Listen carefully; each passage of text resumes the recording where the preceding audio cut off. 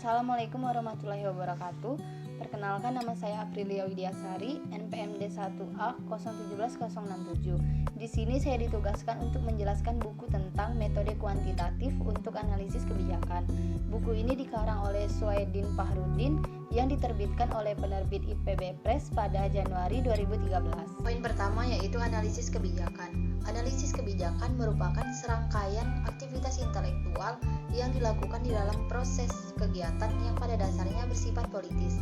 Aktivitas politis tersebut dijelaskan sebagai proses pembuatan kebijakan dan divisualisasikan sebagai serangkaian tahap yang saling bergantung dan disusun berdasarkan urutan, yaitu penyusunan agenda, formulasi kebijakan, adopsi kebijakan, implementasi kebijakan, dan penilaian kebijakan. Menurut Dunn 2003, kebijakan disusun berdasarkan jumlah langkah serial, mulai dengan merumuskan isu dan masalah, serta diakhiri sejumlah kegiatan untuk memecahkan masalah tersebut. Biasanya, urutan model linear dalam pembuatan kebijakan adalah sebagai berikut. 1. Mengenali dan merumuskan isu yang diperkirakan sebagai masalah. 2. Merumuskan segenap tindakan untuk mengatasi masalah atau gap. 3. Memberi bobot terhadap alternatif tindakan dengan mengenali risiko dan hambatan yang mungkin terjadi. 4. Memilih tindakan sebagai kebijakan yang dianggap paling tepat. 5. Pelaksanaan kebijakan. 6. Evaluasi terhadap pelaksanaan kebijakan. Dalam model ini diasumsikan kebijakan harus bersifat rasional. Apabila masalah tidak dapat diselesaikan dengan segenap tindakan yang telah ditetapkan, kesalahan biasanya tidak dialamatkan pada isi kebijakan itu sendiri, tetapi kepada pelaksanaannya. Kesalahan dalam pembuatan kebijakan biasanya dialamatkan karena lemahnya political will, terbatasnya anggaran sumber daya manusia, dan lemahnya manajemen. Kelemahan pendekatan rasional tersebut dapat dilihat misalnya apabila memang anggaran, sumber daya, dan manajemen pelaksanaan kebijakan lemah. Mengapa kelemahan-kelemahan tersebut tidak dipertimbangkan dalam tahap penetapan agenda? Di samping itu, informasi sebagai bahan untuk mendalami isu dan menetapkan masalah seringkali tidak cukup. Analisis kebijakan merupakan disiplin ilmu terapan yang menggunakan berbagai metode pengkajian multiple dalam konteks argumentasi dan debat politik untuk menciptakan, menilai secara kritis, dan mengkomunikasikan pengetahuan yang relevan dengan kebijakan. Analisis dapat berupa yaitu: yang pertama, analisis kebijakan prospektif yang memproduksi dan mentransformasikan informasi sebelum aksi tersebut dilakukan. Yang kedua yaitu analisis kebijakan retrospektif, yaitu yang memproduksi dan mentransformasikan informasi sesudah kebijakan tersebut diambil. Poin yang kedua yaitu metode kuantitatif. Metode kualitatif dan metode kuantitatif merupakan pendekatan yang berkembang dalam riset ilmu sosial termasuk kebijakan. Pendekatan kuantitatif pada umumnya tidak banyak menimbulkan perdebatan dibandingkan dengan kualitatif, karena lebih terukur dan melibatkan penggunaan data seperti data numerik, sehingga dapat mengurangi subjektivitas atau bersifat bias. Pendekatan kuantitatif dapat membedakan variabel secara lebih mudah, sehingga dapat dimodelkan dengan berbagai model seperti statistik dan dapat membuang faktor-faktor yang tidak terkait dengan objek peneliti. Sebaliknya, pendekatan kualitatif cenderung bersifat subjektif, di mana pandangan peneliti biasanya menjadi bagian dalam kesimpulan penelitian tersebut. Metode kualitatif digunakan dalam situasi yang tidak terlalu jelas dan apa yang sesungguhnya dicari dalam suatu penelitian. Berbeda dengan pendekatan kuantitatif, di mana sudah diketahui apa yang ingin dicari oleh peneliti sebelum penelitian tersebut dilakukan. Pada pendekatan kualitatif, fokus penelitian menjadi lebih jelas saat penelitian dilakukan. Menurut Erianto 2007, metode kuantitatif merupakan metode riset untuk mengukur secara akurat tentang suatu perihal yang akan dikaji. Sedangkan metode kualitatif lebih cenderung kepada fenomena dan rincian deskripsi dari suatu perihal. Poin ketiga yaitu pendekatan partisipatif. Pendekatan partisipatif ini awalnya sebagai kritik terhadap metode-metode penelitian konvensional.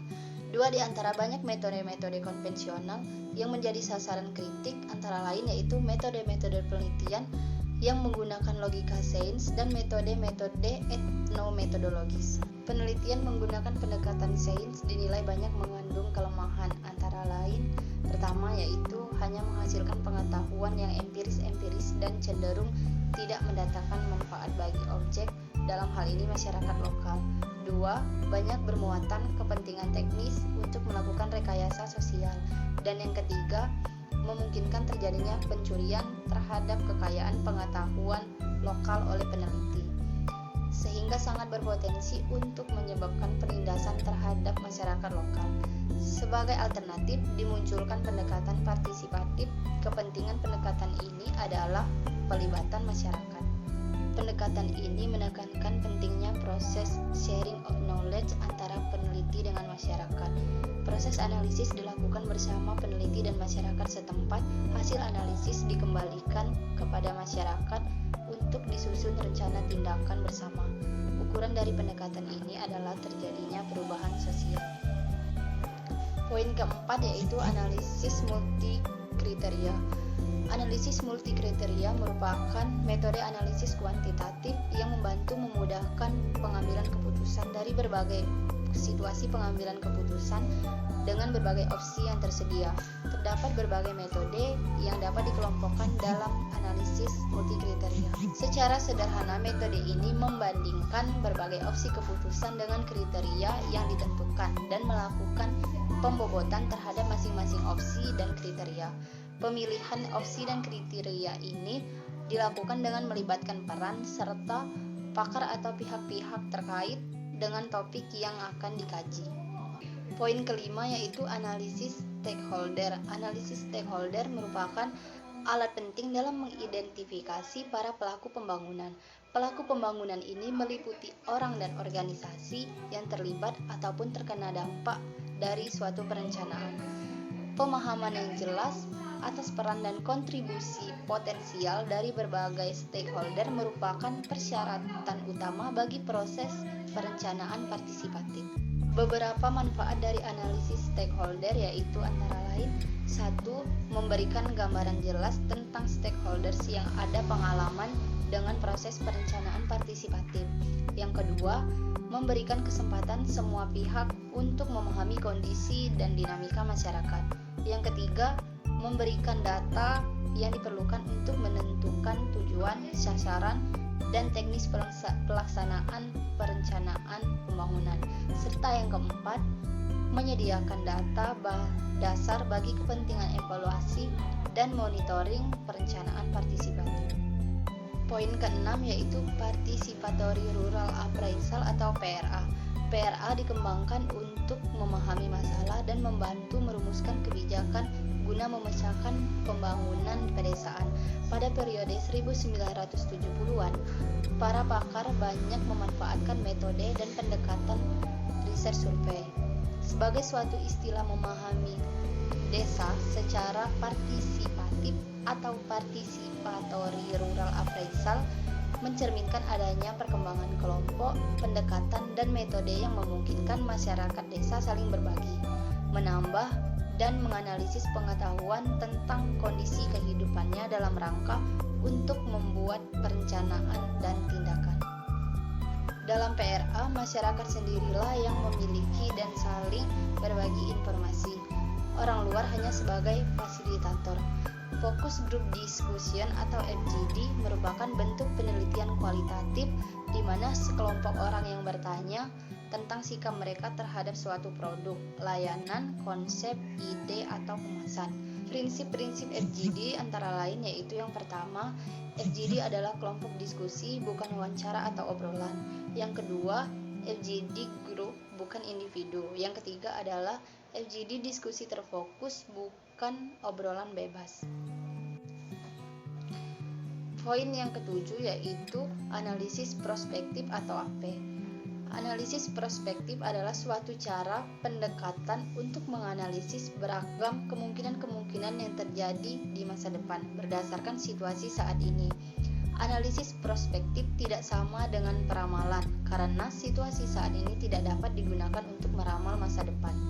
Pendekatan prospektif menekankan pada proses-proses evolusi jangka panjang sehingga dimensi waktu menjadi salah satu unsurnya. Analisis prospektif adalah salah satu dari metode dengan pendekatan sistem atau pendekatan holistis.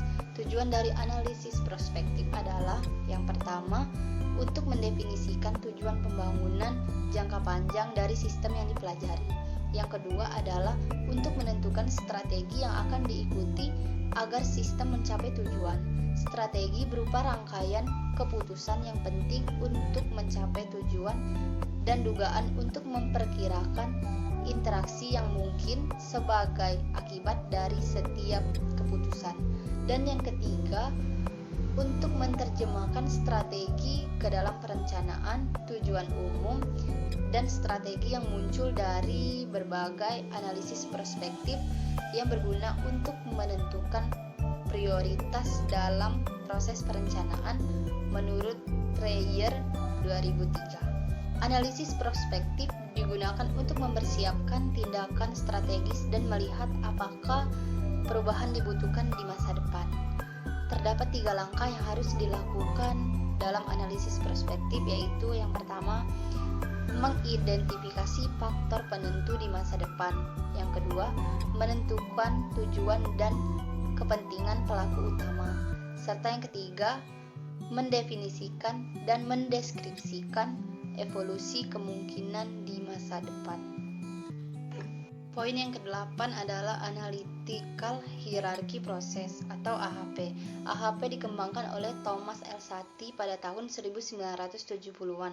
Pada dasarnya AHP merupakan metode yang digunakan untuk memecahkan masalah yang kompleks dan tidak terstruktur ke dalam kelompok-kelompoknya dengan mengatur kelompok tersebut ke dalam suatu hierarki.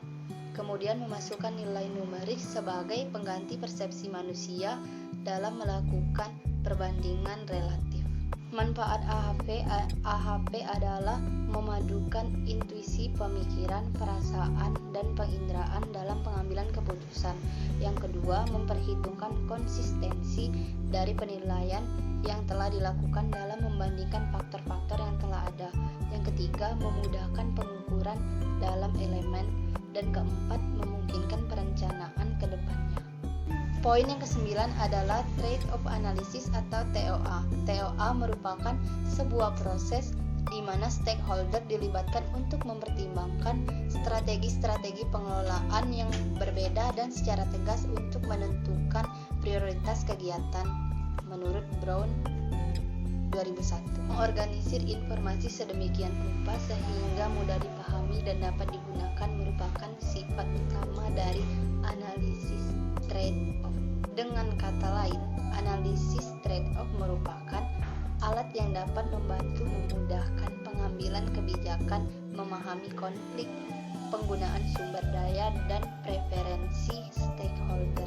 Analisis ini dikenal sebagai sistem pendukung keputusan untuk mengkuantifikasi trade-off di antara indikator kunci keberlanjutan di dalam alternatif skenario kebijakan. Hasil analisis digambarkan pada kurva trade-off yang intuitif dan mudah dipahami bagi pengambil kebijakan.